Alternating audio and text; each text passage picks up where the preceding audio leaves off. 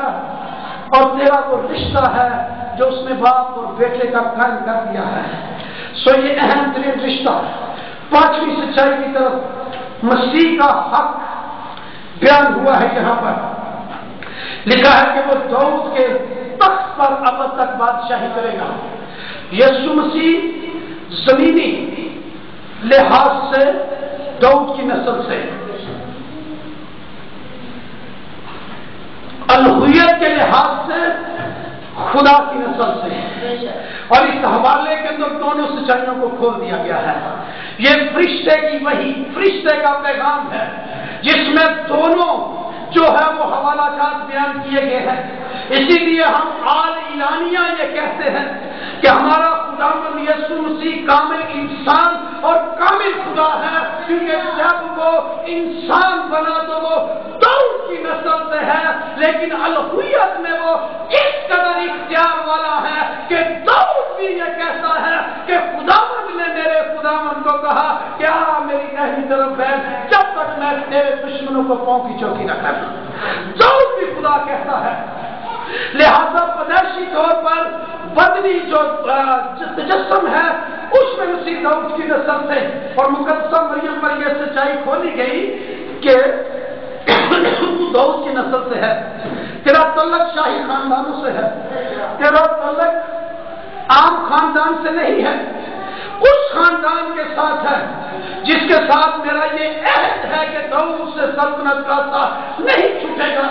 اس کے تخت پر بیٹھنے والوں کی ہرگز کمی نہ ہوگی. شاید مقدسہ مریم نسلیں بیت گئی تھی، مقدسہ مریم اس حالت کو بھول چکی ہو، اپنی معمول کی زندگی بسر کر رہی ہو، پاک دامن زندگی صرف بحیثیت یہودی اسرائیلی ہوتے ہوئے اور اپنے معمول کے کاموں میں شاید بادشاہوں جیسا شاہانہ انداز اور اس کا رہن سہن بھی اب نہیں رہا.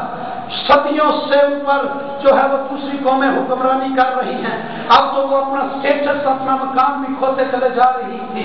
لیکن ایک دفعہ پھر فرشتے نے آ کر اس پر یہ سچائی واضح کی کہ تیرا مقام یہ چھوٹا گھر نہیں ہے، تیرا مقام یہ عام جگہ نہیں ہے، تیرا مقام یہ صرف دنیا تک نہیں ہے، بلکہ تیرا مقام یہ ہے کہ تو داؤد کی نسل سے ہے، تو بادشاہوں کی نسل سے ہے، شہزادی ہے، اور تیرے اندر سے میں ایک ایسی ہستی کو پیدا کروں گا جسے پیدا ہوتے ہی لوگ یہ کہنا شروع کر دیں گے کہ یہودیوں کا بادشاہ جو پیدا ہوا ہے وہ کہاں پر ہے. جو تو بادشاہ کی نسل سے ہے، شاہی نسل کا فرقہ ہے، شاہی قوم، شاہی قبیلہ ہے تیرا، اپنی حیثیت، اپنا مزاج پہچان. میری بہن، میرے بھائی، ہو سکتا ہے کہ آج یہ صورتحال آپ میں سے کسی کی ہو. آپ دنیا کے سماج، مہنگائی، بے روزگاری سے تنگ آ چکے ہوں، اپنی صورتحال سے پریشان، آپ غربت کی زندگی بسر کرتے ہوئے اس خیال، اس بات کو بھولتے جا رہے ہیں کہ آپ کا شجرہ نسب کس کے ساتھ ملتا ہے. لیکن آج فرشتے کی یہ سچائی آپ پر واضح کرنا چاہتا ہوں کہ آپ عام شخص نہیں ہیں، عام زندگی نہیں ہے، بلکہ آپ شاہی گہنوں کا فرقہ ہے.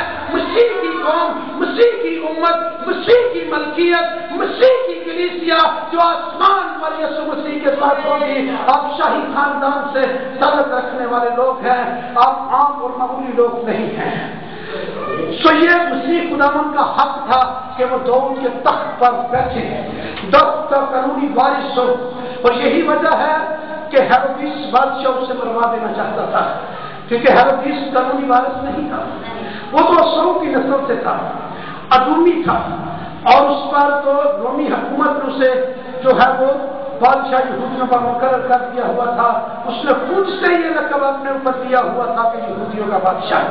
جب فرشتے جا کے مجوسیوں نے پوچھا کہ یہودیوں کا بادشاہ جو پیدا ہوا ہے وہ کہاں ہے، بادشاہ کا ذہن ایک دم سے جو ہے وہ کھوٹ گیا.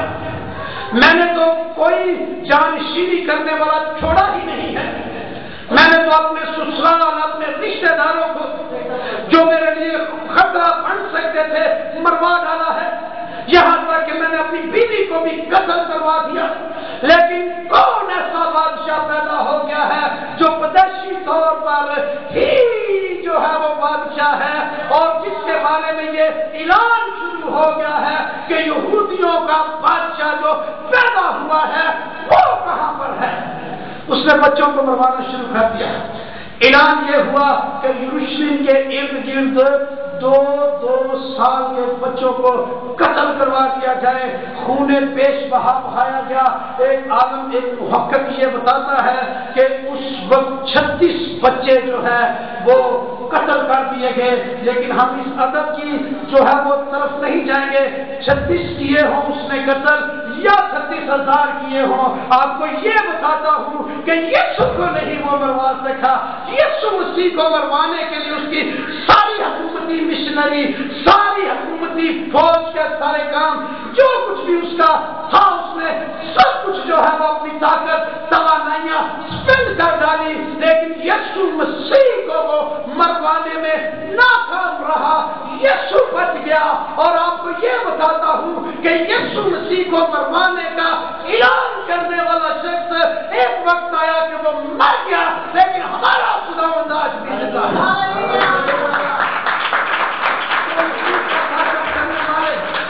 کرنے والے بادشاہ مر جائیں گے، ہلاک ہو جائیں گے، اس کے خلاف بولنے والے، کفر بولنے والے لوگ مر جائیں گے، ہلاک ہو جائیں گے، برباد ہو جائیں گے، لیکن یسوع مسیح کبھی ختم نہیں ہوگا، کیونکہ یسوع مسیح کا داؤد کے تخت پر حق ہے۔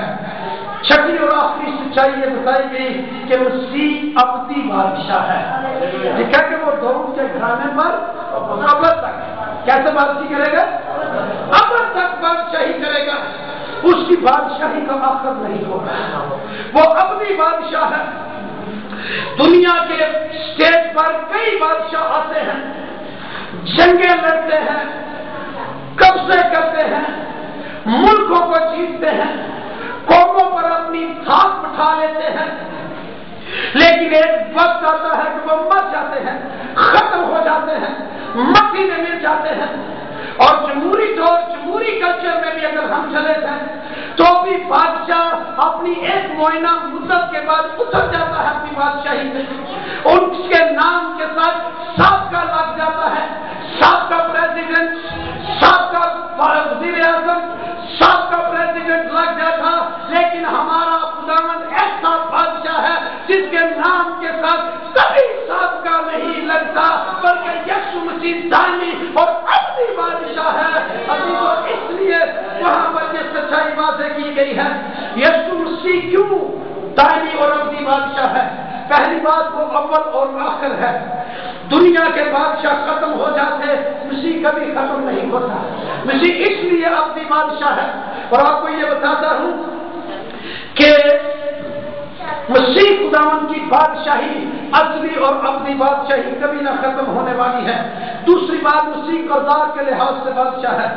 دنیا کے بادشاہ ہیں، ان کے پاس فوجیں ہیں، ان کے پاس اسلحہ ہے، فوجی اور عسکری طاقتیں، سیاسی طاقتیں، ان کے پاس ایٹمی طاقتیں ہو سکتی ہیں، لیکن کردار ان کے لوز، کریکٹر لوز، لیکن یسوع مسیح اپنے کردار میں بادشاہ ہے۔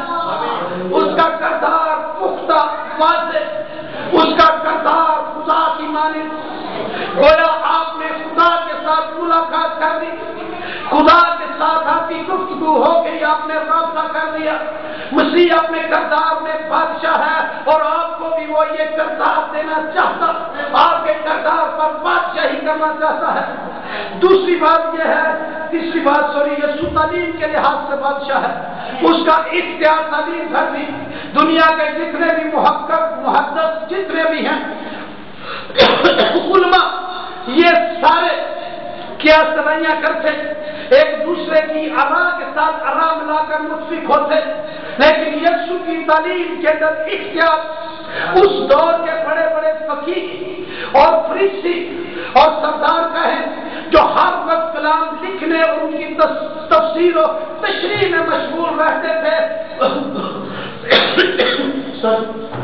وہ بھی جب یسوع مسیح کے پاس بیٹھتے، مسیح کے سوالوں کو سنتے، اسے جواب دیتا ہوا دیکھتے، تعلیم دیتے ہوئے دیکھتے، وہ دنگ رہ جاتے اور بے اختیار یہ چلا اٹھتے تھے کہ اس کی تعلیم کے اندر اختیار پایا جاتا ہے۔ مسیح کا کلام ہاتھی والا ہے، مسیح کا کلام اختیار سے بھرا ہوا، کیونکہ وہ تعلیمی لحاظ سے بھی بادشاہ ہے۔ چوتھی بات، معجزات کا بادشاہ ہے یسوع مسیح۔ دنیا کے کسی بھی آپ نے نبی کو، کسی پیغمبر کو اتنے معجزے کرتے ہوئے نہیں دیکھا ہوگا، اور اگر کسی نے کیے بھی ہیں تو خدا کے نام سے کیے ہیں، خدا کا نام لے کر کیے ہیں، اور خدا سے مدد اور قوت مانگ کر کیے ہیں۔ لیکن یسوع مسیح اس لیے معجزات کا بادشاہ ہے کہ وہ اپنے نام سے، اپنی قدرت سے، اپنے اختیار سے، اپنی اتھارٹی سے روحوں کو حکم دیتا کہ نکل جاؤ تو وہ نکل جاتی، بیماریوں کو چھو دیتا، کوڑیوں کو وہ پاک صاف ہو جاتے، آنکھوں کی آنکھیں کھول دیتا، لنگڑوں کو کہتا کہ اٹھو اور بچوں دنیا ہرنجی مانے بھرنا شروع ہو جاتے، اور قبر کے اندر رکھے ہوئے مردوں کو آواز دیتا، باہر آ جاؤ تو وہ کفن سمیت باہر آ جایا کرتے تھے، کیونکہ مسیح معجزات کا بادشاہ ہے۔ جہاں جاتا معجزات کے دھارے بہنا شروع ہو جاتے ہیں، معجزات کی ندیوں سے خروش کرتا رہا، تو نہ صرف اس دور میں بلکہ اس نے اپنے شاگردوں کو بھی یہ برکت دے دی، اور اس کے شاگرد بھی یسوع کے نام سے معجزے کرتے تھے، کرتے ہیں اور کرتے رہیں گے، کیونکہ ہمارا خدا معجزات کا بادشاہ ہے۔ پانچویں بات، مسیح موت پر بادشاہ ہے۔ آج تک دنیا کے اندر جتنے بھی لوگ آئے ہیں، جتنے بھی جنگی بڑے بڑے سور میں آئے ہیں، ہزاروں لوگوں کو لقمہ اجل بنانے والے بھی بلاخر موت سے اپنی زندگی ہار گئے۔ میں یعقوب کی زندگی کا آپ کو ریفرنس دیتا ہوں۔ جب وہ اپنے بھائی عیسو کے پاس واپس آ رہا تھا، ساری رات وہ فرشتے کے ساتھ کشتی کرتا رہا اور بلاخر وہ غالب آ گیا، لیکن جب موت کا فرشتہ آیا تو اس پر غالب نہ آ سکا۔ لیکن ہمارا خدا تو موت پر بھی غالب، وہ موت لوگوں پر حکمرانی کرتی ہے۔ لکھا ہے کہ ایک آدم کے سبب سے گناہ دنیا میں آیا، اور گناہ آدمیوں میں پھیل گیا، کیونکہ سب نے گناہ کیا، خدا کے جلال سے محروم ہے۔ موت نے آدم سے لے کر موسیٰ تک ہر ایک زندگی پر بادشاہی کی ہے، لیکن موسیٰ کے دور کے گزرنے کے بعد جب فضل کا دور، مسیح کا دور، نیا عہد شروع ہوتا ہے، پرانا عہد ناقص ہونے کی وجہ سے مٹ جاتا اور ایک نیا عہد مسیح کی صورت میں مل جاتا ہے، جو دائمی عہد ہے۔ پرانے جتنے بھی عہد تھے عارضی تھے، ختم ہو جانے والے تھے، ایک محدود مدت کے لیے تھے، لیکن مسیح کا عہد ابدی عہد تھا۔ مسیح موت کے علاقے میں گیا، موت پر اس نے فتح پائی، موت تو سارے آدمیوں پر بادشاہ تھی، پر یسوع مسیح موت پر بھی بادشاہ ہوا، موت کے علاقے میں جا کر اسے شکست دے دی، اور مردوں میں سے زندہ ہو کر یہ شادیانہ بجایا کہ میں مر گیا تھا، زندہ ہوں اور ابد تک زندہ رہوں گا۔ اور اس رسول نے کہا مسیح اب کبھی مرنے کا نہیں۔ سو وہ قومیں، وہ مذاہب جو مسیح کی دوبارہ موت کے بارے میں طرح طرح کی ہسٹری پیش کرتی ہیں، وہ سنے کہ مسیح پر دوبارہ کبھی موت نہیں آ سکتی، کیونکہ مسیح موت پر بادشاہ پر حکمران ہے۔ پانچویں بات، اپنی قیامت اور جی اٹھنے میں یسوع بادشاہ ہے، اس کی قیامت، اس کا جی اٹھنا، اور چھٹی اور آخری بات، نہ ختم ہونے والی ابدی بادشاہی میں وہ ہمیں داخل کرتا ہے، اس لیے یسوع ابدی بادشاہ ہے۔ اور اس ابدی بادشاہ کے حضور میں جھک جائیں، زندہ خدا کی ستائش کریں، اور ان 6 خوبصورت سچائیوں کے لیے جو اس فرشتے کی معرفت ہم تک پہنچی ہیں غور کریں۔ آئیے اپنی آنکھوں کو بند کر دیجیے۔ ہیلیلویا، فرشتے کا پیغام، فرشتے کی ہوئی، ہیلیلویا، وہ سچائیاں جو مقدسہ مریم کے لیے مشورہ رکھے، جس کے باعث مقدسہ مریم بے اختیار آمادہ ہو گئی اور اس نے کہا میں خدا کی بندی ہوں۔ اور ان سچائیوں پر غور کریں، اور اس مکاشفے پر غور کریں، ان الہامی باتوں پر غور کریں جو خداوند یسوع مسیح کے بارے میں فرشتے نے کہی ہیں۔ غور کیجیے ان پر اور دعا کریں، شکر گزاری کریں۔ آپ کا ڈسمس یہ ہے کہ آپ ان 6 سچائیوں سے واقف ہو جائیں۔